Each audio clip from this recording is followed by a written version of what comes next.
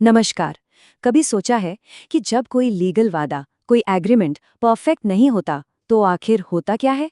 क्या वो बस हवा में गायब हो जाता है या उसके पीछे कोई कानूनी दांव पेच भी होता है? आज हम इसी उलझन को सुलझाएंगे।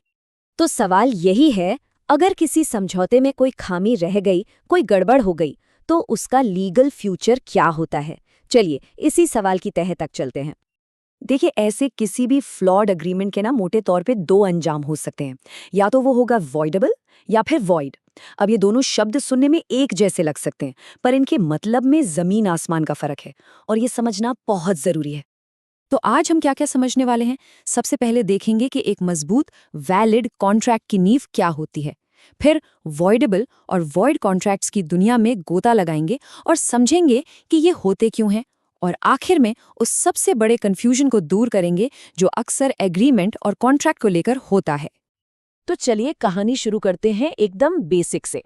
अक्सर एक गलतफहमी होती है कि हर समझौता एक कॉन्ट्रैक्ट है, पर ऐसा बिल्कुल नहीं है। किसी भी एग्रीमेंट को कानून की नज़र में कॉन्ट्रैक्ट का दर्जा पाने के लिए कुछ ज़रूरी शर्तें पूरी करनी पड़ती हैं। तो ये शर्तें क्या हैं? एक वैलिड कॉन्ट्रैक्ट की नींव में कई पिलर्स होते हैं, जैसे दोनों पार्टियों की आज़ाद मर्जी यानी फ्री कंसेंट, उनका कॉन्ट्रैक्ट करने के लिए कॉम्पिटेंट होना, और डील में कोई गैर कानूनी चीज या मकसद ना होना। यह बिल्कुल किसी बिल्डिंग के पिलर्स की तरह हैं। अगर एक भी कमजोर हुआ ना, तो पूरी इमारत ढह सकती है। चलिए, अब आते हैं हमारे पहले टर्म पर, वॉइडेबल कॉन्ट्रैक्ट। इसके नाम में ही इसका मतलब छिपा है। इसमें एक पार्टी को एक खास विकल्प यानी चॉइस मिलती है। तो वॉइडेबल कॉन्ट्रैक्ट है क्या? सीधा सा मतलब है, ये एक ऐसा कॉन्ट्रैक्ट है जो तब तक पूरी तरह से वैलिड और लागू करने लायक है जब तक कि वो पार्टी जिसके साथ कुछ गलत हुआ है, यानी अग्रीव्ड पार्टी, उसे कैंसिल करने का फैसला नहीं कर लेती।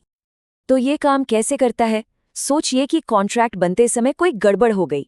अब इसकी वजह से जो पीड़ित पक्ष है उसे एक तरह की सुपर पावर मिल जाती है। उसके पास अब दो रास्ते हैं। रास्ता ए, वो कह सकता है मुझे ये कॉन्ट्रैक्ट नहीं मानना और उसे रद्द कर दे। या फिर रास्ता बी, वो कहे चलो कोई नहीं, मैं इसे जारी रखना चाहता हूँ। मतलब फैसला पूरी तरह से उस एक पार्टी के हाथ में है। अच्छा, तो ये सुपर पावर मिलती कब है?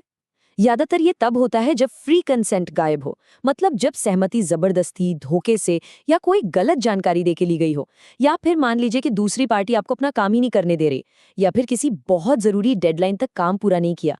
ऐसे मामलों में कॉन्ट्रैक्ट वॉइडेबल बन जाता है। चलिए अब पासा पलटते हैं और अपनी दूसरी कैटेगरी पर आते हैं, वॉइड कॉन्ट्रैक्ट। सुनने में इसका मतलब लगता है शुरू से ही बेकार, लेकिन क्या ये सच में इतना सिंपल है? और यहीं पर कहानी में एक मजेदार ट्विस्ट आता है। एक वॉइड कॉन्ट्रैक्ट असल में जब बनता है ना, तब वो पूरी तरह से वैलिड होता है। वो तो बाद में कुछ ऐसा हो जाता है जिसकी वजह से वो अनइन्फोर्सेबल यानी अमान्य हो जाता है।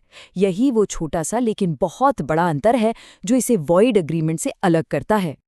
तो सवाल ये है कि आखिर ऐसा क्या हो जाता है कि एक अच्छा भला वैलिड कॉन्ट्रैक्ट अचानक से वॉइड बन जाता है?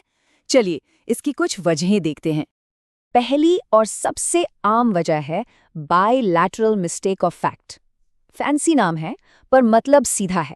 जब कॉन्ट्रैक्ट करने वाले दोनों ही लोग अग्रीमेंट की किसी बेहद जरूरी बात को लेकर गलतफहमी में हों। इसे कहानी से समझते हैं।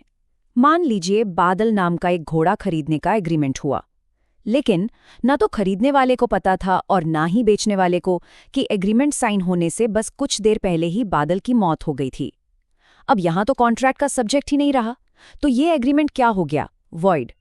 दूसरी वजह है अनलॉफुल ऑब्जेक्ट और कंसिडरेशन, यानी गैर कानूनी मकसद या लेन देन।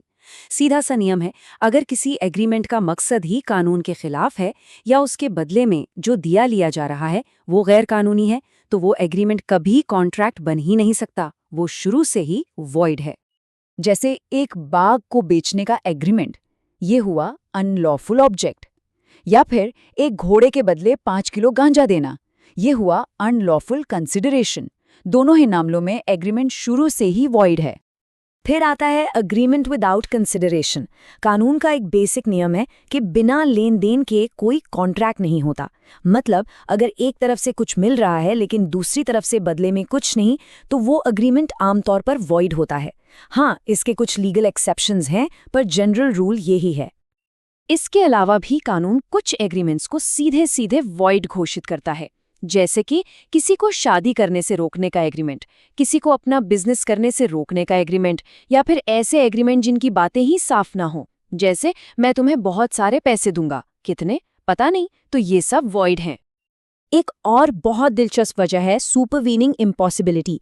ये तब होता है जब एक बिल्कुल वैलिड कॉन्ट्रैक्ट तो बन गया, पर बाद में उसे पूरा करना नामुमकिन हो गया, और वजह भी ऐसी है जिसपे किसी का कंट्रोल नहीं था। जैसे एक कॉन्सर्ट के लिए एक बड़े सिंगर को हायर किया गया, कॉन्ट्रैक्ट एकदम पक्का वैलिड है, लेकिन कॉन्सर्ट वाले दिन सिंगर की तबीयत इतनी खराब हो जाती है कि वो गा ही नहीं सकता।